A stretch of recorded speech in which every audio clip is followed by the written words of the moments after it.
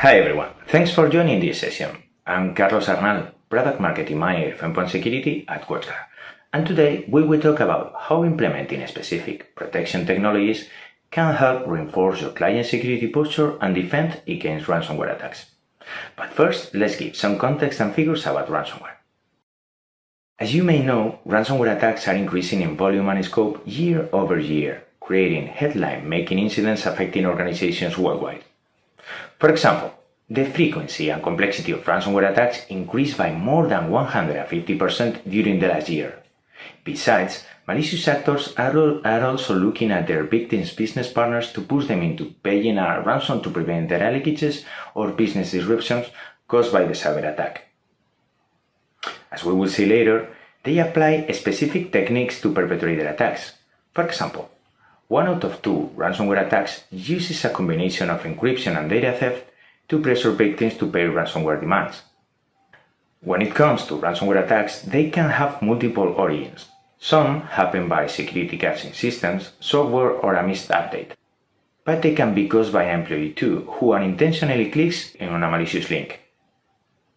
Either way, they are damaging and can cost organizations heavy fines, downtime, and a loss of customers and trust.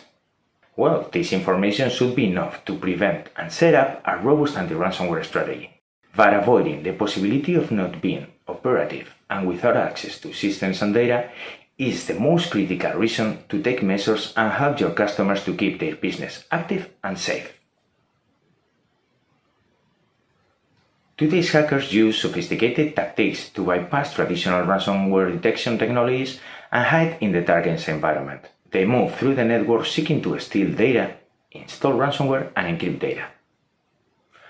Once they have what they need, they threaten to sell or leak exfiltrated data or authentication information if the ransom is not paid.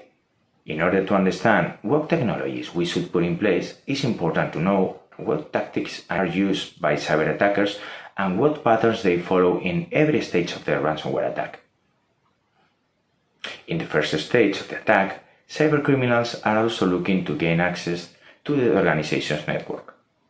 In most incidents, they use one of the following infection vectors, like password theft, brute force, software vulnerability, or phishing.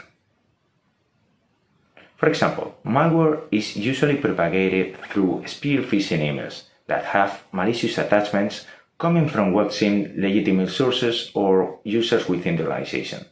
But we also have seen many ransomware incidents that start with attackers exploiting vulnerabilities in Internet exposed services such as RDP, and in operating systems or third-party software vulnerabilities too.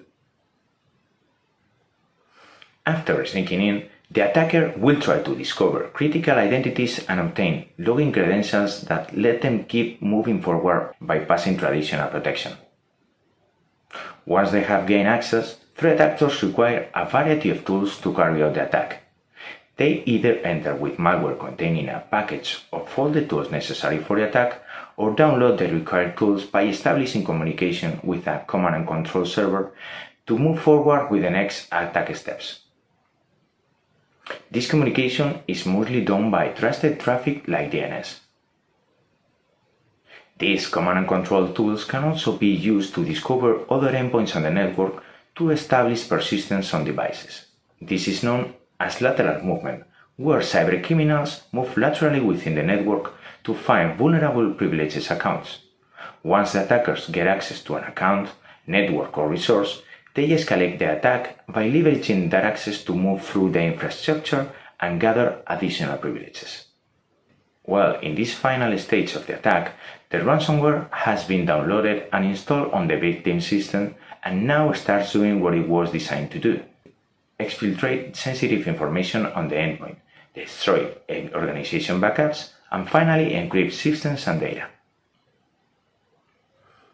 Everyone knows that preventing the attack before it happens would be the best approach, but this is not always possible, and in most cases we take measures when it's too late, and the ransomware has started encrypting the files in laptops and computers.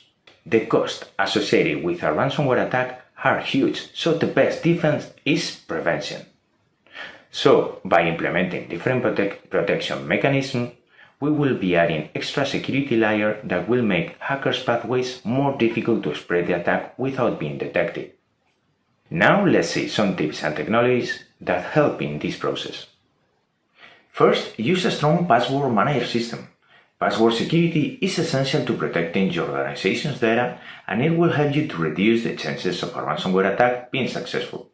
Admins will manage all their passwords under one master key, synchronize passwords, update passwords, avoid duplications, etc. The second, implement multi-factor authentication or an MFA solution. As we have seen before, ransomware attacks usually start with the theft of a user credential that gives the hacker access to the network or a sensitive business account. With an MFA solution in place, even if one credential becomes compromised, unauthorized users will be unable to meet the second authentication requirement and they will not be able to gain access. When it comes to endpoint security, it's important that the solution implemented includes behavioral detection to prevent and block fileless attacks based on scripts embedded in Office files, as well as attackers using living-of-the-land techniques.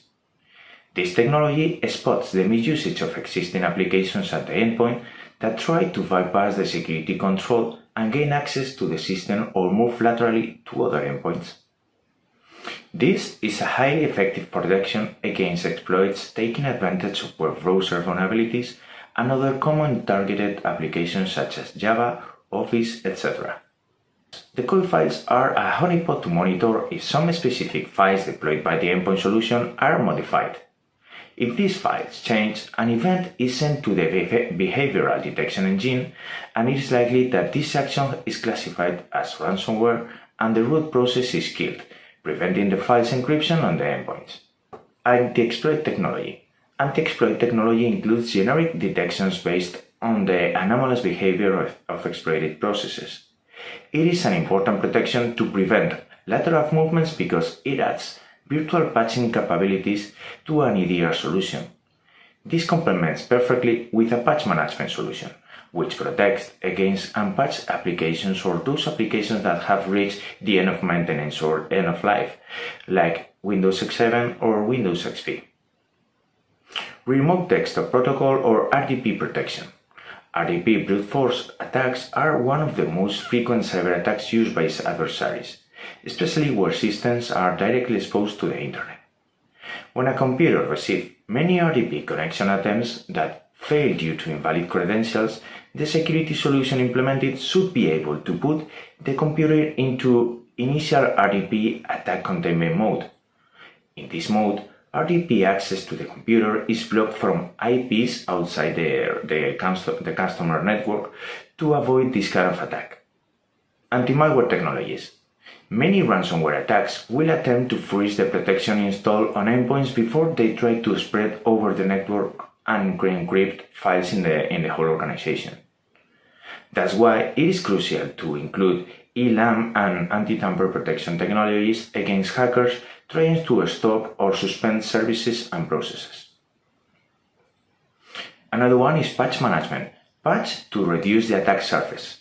Hackers are constantly looking for holes and backdoors to exploit. Thanks to a patch management solution, you'll minimize the exposure to known vulnerabilities by periodically updating your systems. Remember that ransomware like Dan WannaCry or Pedia react on unpatched vulnerabilities to spread around the globe. You can prevent many attacks by ensuring that the operating system and third-party applications are updated and patched. That's why it is essential to patch early and patch often, at least once a month, for critical vulnerabilities. Anti-phishing protection. Phishing via email is one of the most common methods for starting a ransomware attack. Blocking phishing URLs will help reduce the likelihood that a user clicks on a link that is shouldn't and compromise your environment. Threat hunting service. Even a robust EDR solution can rely on prevention technologies only for all detections. That's why identifying abnormal behavior and suspicious activity and categorizing them as indicators of attack is really important to contain and remediate them as soon as possible. And the last one is shadow copies. Apply remediation actions with shadow copies. Many attackers go one step further and apart from encrypting files, they try to destroy all kinds of backups created by admins. IT teams use shadow copies to recover files from critical system failures, but it is also an excellent technology for recovering files encrypted by ransomware. If you combine this with anti-tampering technology, you will be well prepared to recover information after a ransomware infection and avoid business disruptions. While the goal of this session is to shortly show how the life cycle of a ransomware attack works and the security technologies involved, I strongly recommend you to take into account the following 10 measures, especially when implementing a comprehensive security strategy that helps you and your customers to have a solid defense and stay ahead of cyber attacks. Well, this has been an important part of the story, but if you want to learn more about it and how to implement these technologies to prevent it, don't forget to read the ebook on how to escape the ransomware maze. Thanks for watching.